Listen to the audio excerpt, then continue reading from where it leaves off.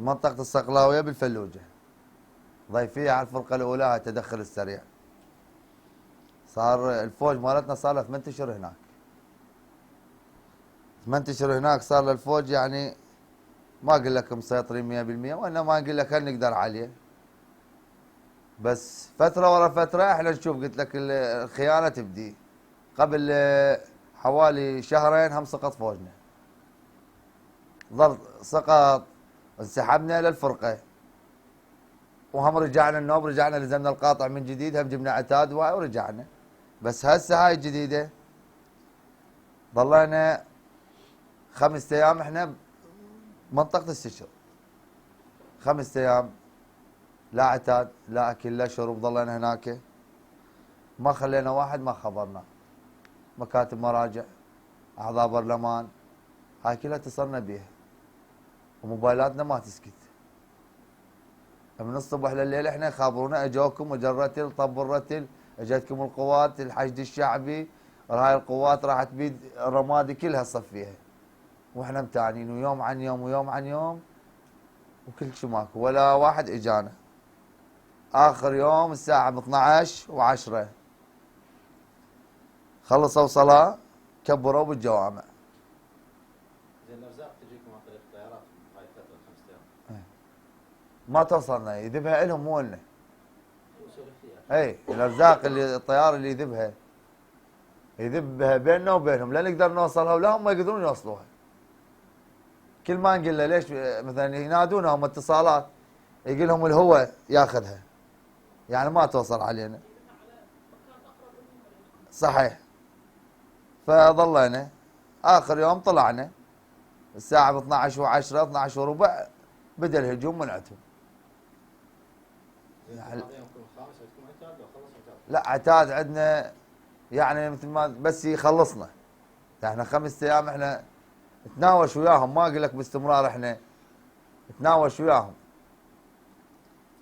فمن طلعنا خامس يوم بدا الهجوم من منطقة المختار، ومن حي الشهداء، ومن القرمة، ومن السشر، ومنطقة البعيسة.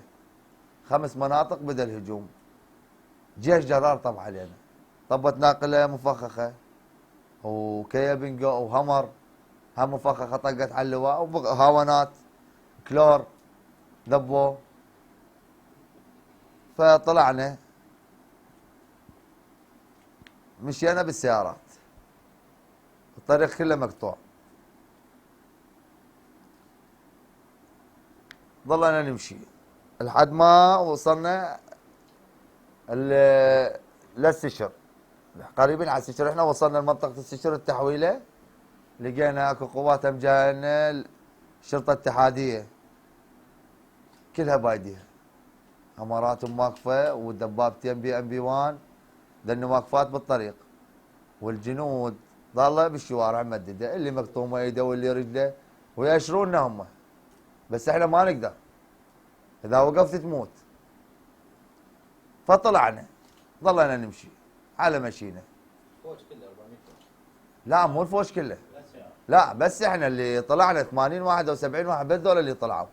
اما الباقيين ظلوا هناك، اللي لزموه او اللي كتلوه او اللي من غازي الكلور واللي من المفخخه. وصلنا قريب على اكو معمل هناك، معمل حراري، لقينا الجيش العراقي كله واقف هناك، والحشد الشعبي، كتائب، هاي كلها واقفه هناك. هم تعرضوا لكم بالطريق ذول اللي اي تعرضوا، شلون يعني؟ تعرضوا وقفوا شلون السيطره بالهمر. اكو نقطه عندنا، فقام ولد اسمه علاوي علي فرحان، فكتل من عندهم، بس هم ضربوه هنا، وهذا خلص الوادم يعني، لان هم وقفوا له بالطريق شلون السيطره ويأشروا له. فوصلنا قريب على الفرقه، لقينا الجيش كله هناك. زين هم شنو ذول؟ شكونهم والله شنو؟ عشاير، عشاير والدواعش وياهم، الدواعش يقودوهم. زين انتم قلت لي 8 اشهر بهاي المنطقه، هم عرفتم ذول يا عشيره من عشر مثلا سنه؟ العشيره هاي يسموها البعيسه، هم عشيره البعيسه. وكان المختار مالتهم يجي وماخذ تعهد من امر اللواء مالتنا بين لا ثارت طلقه، هاي المنطقه محوها. بعدين ورا فتره اجى طبت هناك ما اقول لك احدى الميليشيات طبت هناك، هي اللي بدت وياهم، طبت للجامع، اخذت المصلين مالتهم. يعني احنا 8 اشهر هم طلقه ما رامينا، ولا لهم شغل بينا، ويطلعون سياراتهم ونشوفهم. من اخذوا من عندهم مجموعه، هم المختار خابر امر اللواء قال له بعد طلعت من ايدي، صار الرمي منين؟ من جهتين، هاي 8 اشهر.